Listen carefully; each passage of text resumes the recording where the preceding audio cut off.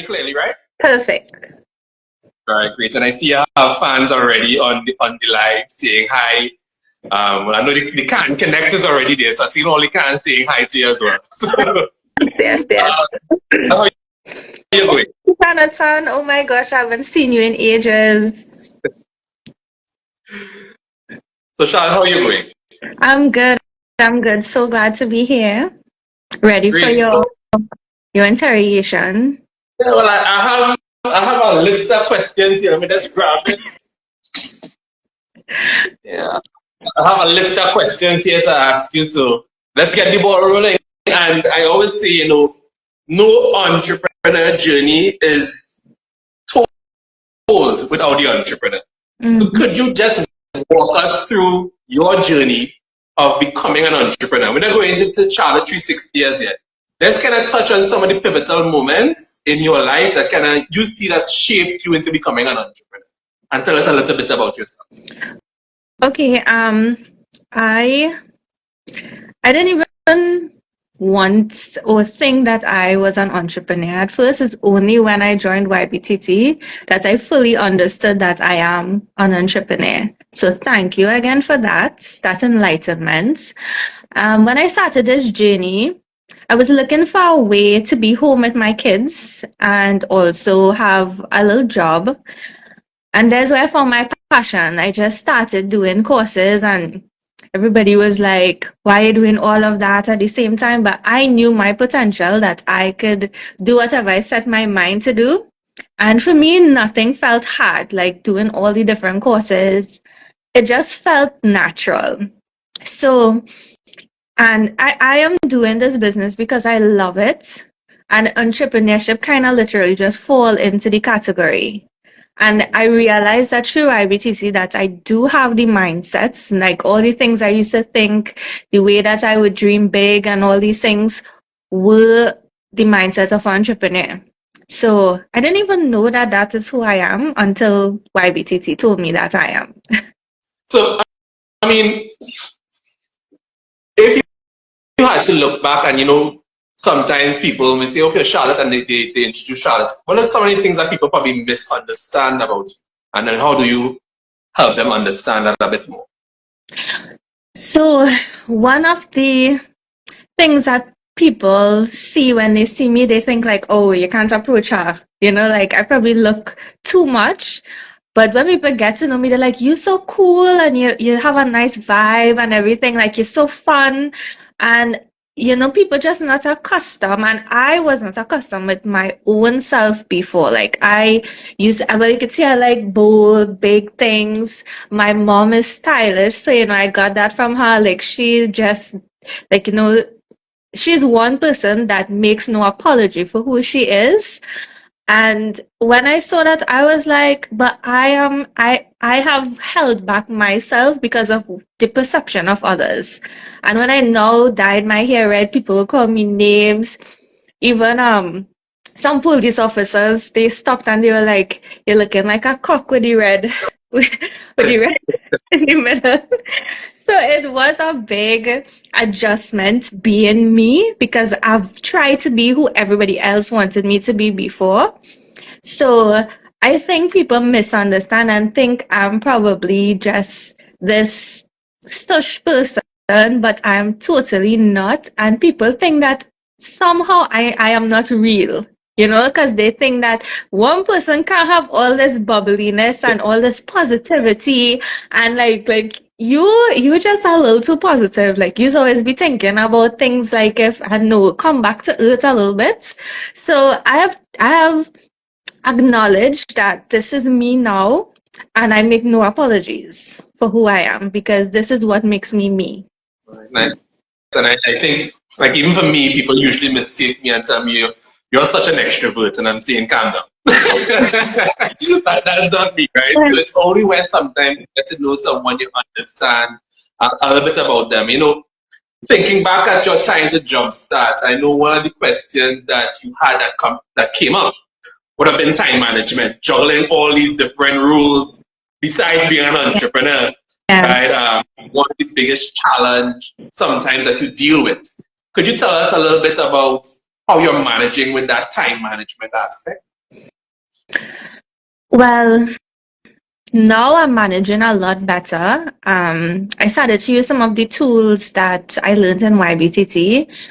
I did some introspection and looking at where I could cut down on some things and set some order into, so, before I would just work. Now I'm like trying to put things in place, and we'll talk about that later on. But the school, like working on the school now, is probably a way for me to have more time, because now I could, implement things in such a way where I could have more quality time with my family, where I don't have to be hands-on in the business.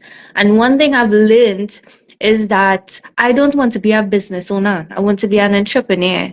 And during YBTT, I've learned that there are professionals, there are owners, and there are entrepreneurs. So a professional is like a doctor. Like, you cannot have their service if they are not around, because they are specialized. Then business owners, you have to be present in your business. But an entrepreneur can leave their business for 3 months and everything still functions properly, as smoothly as if they are there, right? So I didn't look at it like that. And now I'm like, this is where my journey is heading. So I'm trying to put things in place where I could be absent from my business and still my business will function as if I am here. I want to multiply myself into my business. And I think a big part of that is even focusing even on different elements of your business. So Yeah. sometimes for your business to grow, you need to actually take a step back and let it grow from that aspect. But the only way you can step back is if you put the Yeah, systems and the processes in place that the business can operate.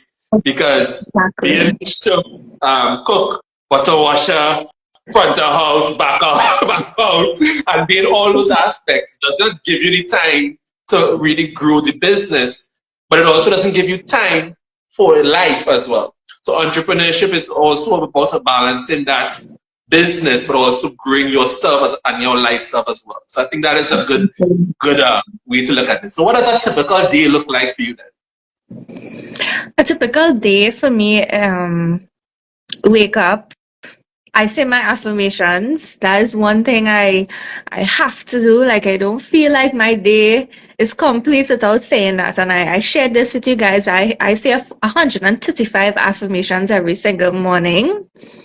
And I try to listen to a lot of motivational clips and all these things to get me pumped, to make sure that my day is set.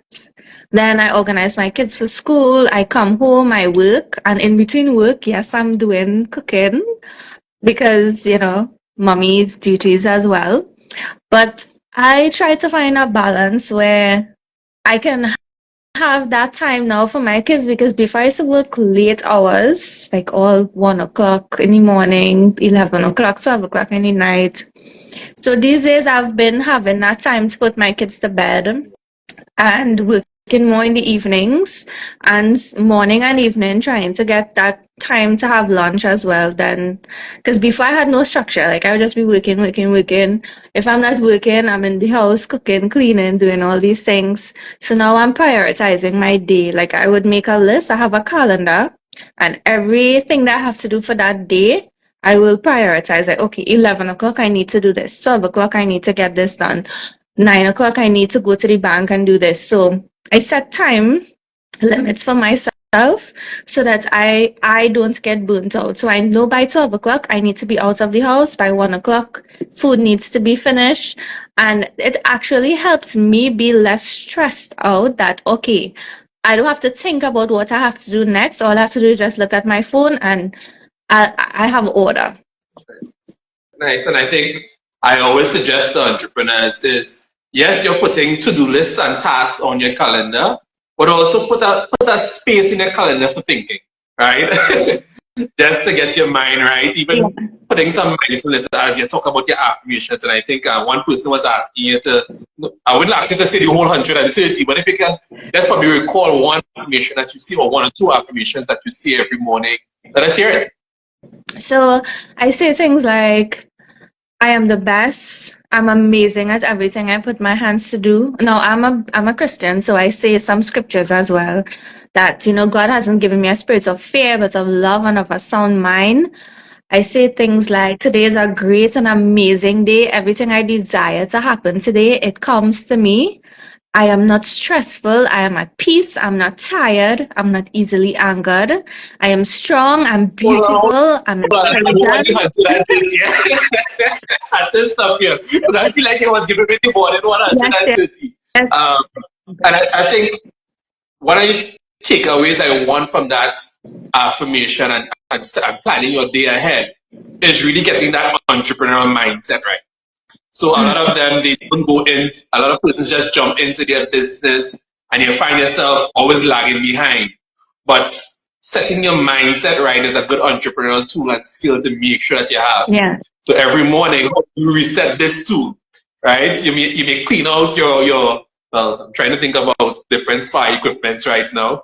You can clean out all your spa equipment and you get that clean and you're ready to go. But what about this equipment here? I think that's what a lot of entrepreneurs have to take into mind. So if you had to look back through your entrepreneurial journey from now, what is one challenge that you encountered that took you by surprise? Something that you didn't plan for, or you didn't say, okay, I didn't know this was going to be a challenge. I think my biggest challenge was myself, was changing my mindset and seeing myself the way that everybody sees me and the way that the word says that I am. And I think like the things were easy, that I know that I have the skill and the ability, but I've learned that I put too much pressure on myself. And, based on the tools that I used in YBTT, when I did my personality test and all these things, I understood that I am a procrastinator, perfectionist. So part of my perfectionism makes me a procrastinator, that I am still being held back because I want things to be perfect. So that was one challenge for me, seeing that, okay, that things don't have to be perfect and I don't have to have everything in order to jump, to make a move, to do something. So, and I'll share on the school when we reach to that point, but that is one of the things that I was procrastinating because I thought, like I didn't have everything in order and I needed everything to be perfect before it started. And, so that for me was my biggest challenge, that to see that, girl, you have this. And my mentor, she told me, she said, you don't celebrate your small wins. You don't celebrate yourself enough. And I realized that I am 100 times harder on myself, and I always feel like whatever I do could always be better. And she showed me that, girl. She literally called me, she's like, you real bad. Yes, she was like, you're real bad, girl. She was like, and that encouraged me, people you're so accustomed not seeing yourself so amazing. And so that for me was a big challenge, seeing myself in that light, because I always think that I was never I still could always be better. I mean, I guess that's always good and bad, right? It's always telling yourself, okay, I need to improve and I get that active improvement. But it's sometimes you're not sitting down and taking the time to look back and say, hey, I did that, right? And that's really awesome. When you finish with someone's, let's say you finish with someone's, when we get into Charlott 360, when you finish with one of your clients, sitting back and saying, I'm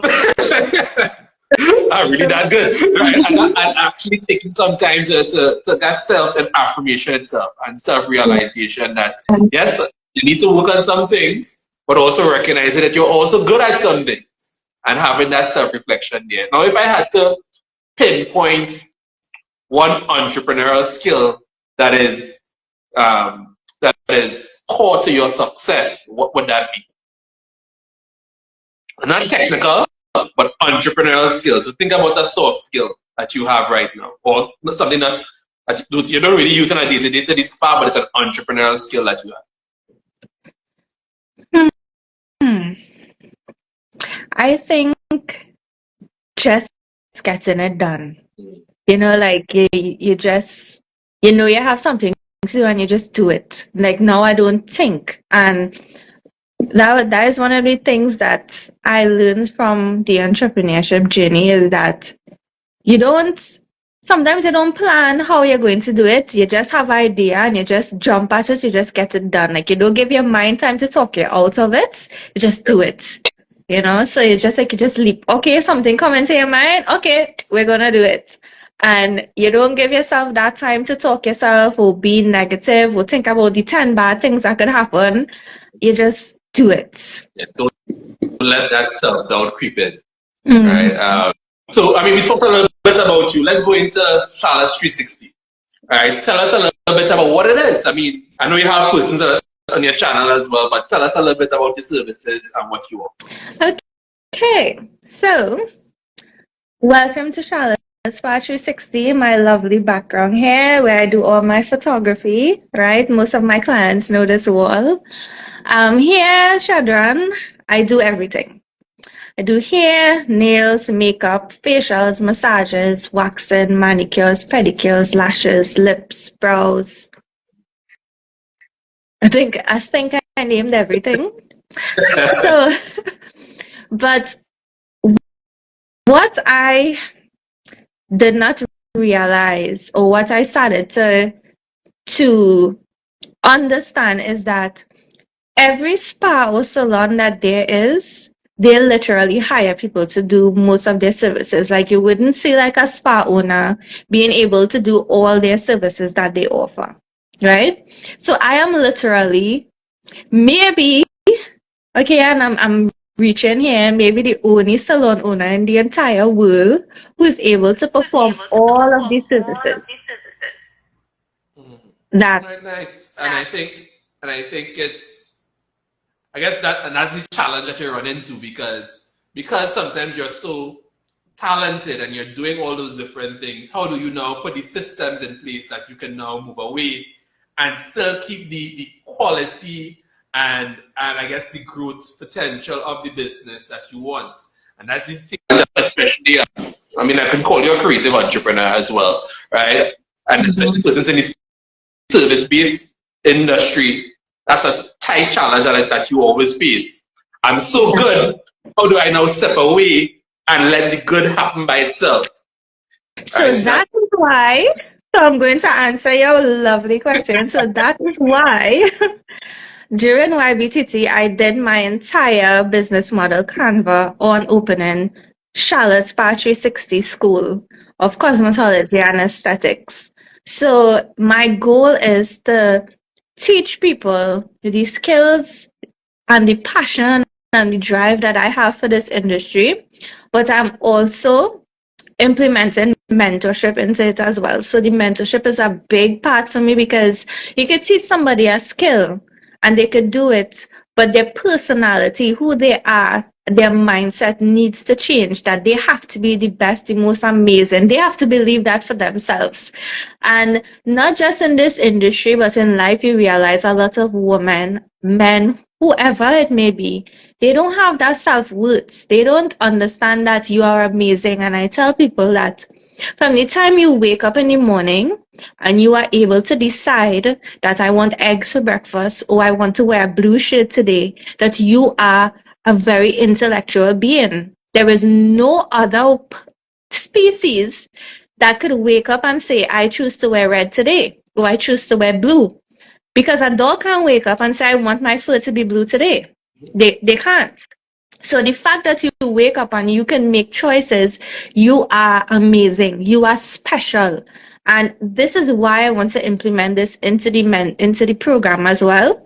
So I don't want people to not be their self, but I'm trying to get them to be a little bit of me in the mix, my drive, my passion. And so from that, I want to hire whoever is the best to be employed with us for however long they want to be employed. So I could also be able to multiply myself into the business and I could step away and go on a vacation. Right. And I think in building that, where are you now with the school in terms of developing the school? So I just finished doing all the flyers, and I also did a proposal because I want to try to get sponsorship for students, especially those who finish secondary school. So right now, I was just waiting for birthday celebrations to pass to start posting the flyers on social media. I've already started sending out the That's a letters. very important bargain. Well, Yes. I already started sending out the proposal to some companies. So this week I want to work on sending out some more, because at least if we could get 10 students sponsored and change 10 lives, that will be amazing. So I really want to give people the opportunity that even though you may have a financial constraint, we really want to try and help as much individuals. And I do work in Holy Name Convents. I did a that's the cosmetology next question. program. But go ahead. You go ahead. Yeah, so based on that, you see a lot of girls interested in cosmetology, and if I am able to help them, that will be a big goal achieved. Right. And I think, I mean, a couple of words that you use there in terms of giving back. We kind of summarize all those different things as an entrepreneur. We really want you to start thinking of becoming a responsible entrepreneur. You know that saying, to whom much is given, much is expected. And one of the goals that we have in terms of sustainability is supporting entrepreneurs who can not just help themselves, but are helping others. You want to tell us a little bit more in terms of the work that you're doing with Holy Name? Sure. So, Holy Name Convent, I was a past student as well. So, I've always been drawn to going back in school. And, sometimes I would go for what they call clubs. Sometimes I would just go and talk to the girls. But it's something that for 3 months you go in and you do an extracurricular with them for about an hour and a half. And I started to do cosmetology with them. And when they signed up, my class was like the biggest class. So they had like 50 something children signed up for cosmetology. And they were like, no, we have to break this down. So a lot of them were disappointed because 50 would have been too much. You wouldn't have the room to have 50 children doing cosmetology. So they broke it down to 30 students, and they really, really had an amazing time. And a lot of them messaged me after. Some of them even came into the salon for services. They were really excited, and they want me to come back this year. And I said I will try my absolute best, because it is a challenge to keep packing all this stuff and going and coming, but as long as I'm able to do it again this year, I will be there. And folks, so I had Charlott as a guest speaker when I went down to Holy Name. And they forgot I was there. Charlott just took over the whole session. Oh, that's all they wanted to hear from. So, so that's that challenge. Now, we're talking and we're closing up now. Is there any one piece of advice, and we're going to do it both ways. One piece of advice that you've received before, could be a mentor, could be somebody who you look up to, could be something that you saw on the internet, right? So one piece of advice that you received, but I also want you to pay it forward. What's one piece of advice, not the same advice, but something personal to you that you can give to another entrepreneur? Okay, so one thing that I've received is that your mind is your biggest setback. You are the only person that keeps you back. You are your greatest limitation. There is no situation, whether where you grew up, who your friends are, who your family is, if you are poor, whatever, there is no limitation outside of you that could stop you unless you allow it to. So your environment does not define you. It's what you think about yourself defines you. So that was one thing that really stood out to me, what I learned, that I cannot allow myself to make excuses and say, because this happened, I can't do this, or because that, or because I have children, or because, I am making excuses because I want to, not because those things are excuses. They are not blocks. And I always tell people, I just wanted to share this quick thing. Yeah. I after having my two children, I came home one day from the hospital because I got sick.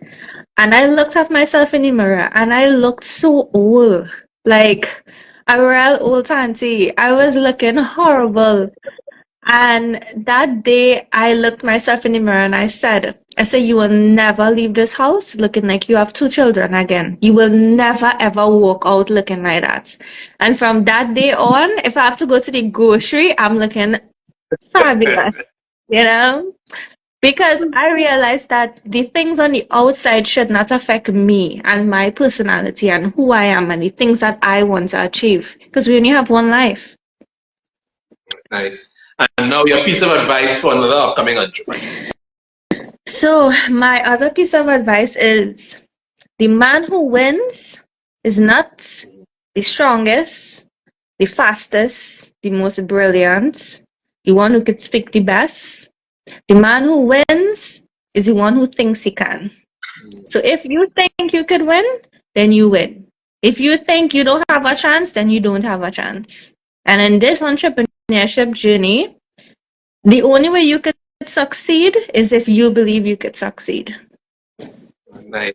And I'll add to that, the man who wins started the race. That's all I'm going to say.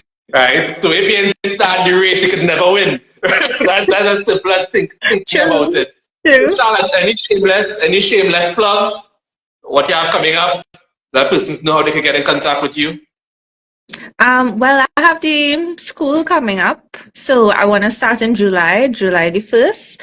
We have programs for nails, hair, massages, waxing, pedicures, makeup, but then we also have our full cosmetology program, where it's everything, and then we have aesthetics, so that's just facials, body scrubs, body therapy, and waxing, makeup.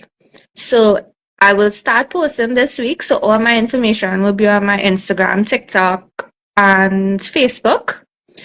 All of them is Charlott Spa 360. So it's Charlott without an E. Everybody spelled my name with an E, but it's Charlott without an E, Spa 360. All right, nice.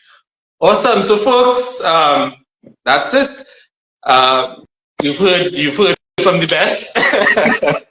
Right, so until next time, Charlie, you'll help me with the outro. Right? As simple as possible. It's been real. It's been nice. It's been real nice. All right, so we'll see you all next time. Have a great one, folks. Take care. Bye.